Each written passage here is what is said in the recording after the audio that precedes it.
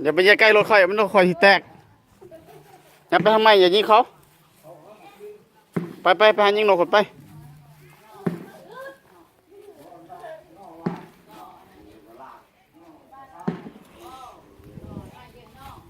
ใช้ยังโล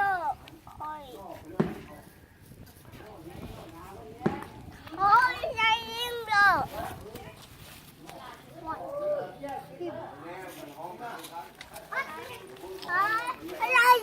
ไปนั่งเขาไปนั่งเขาไปเอ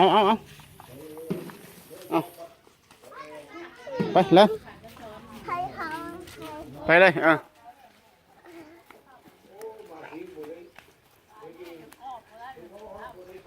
ค่อยไปเฮียนเนี่ย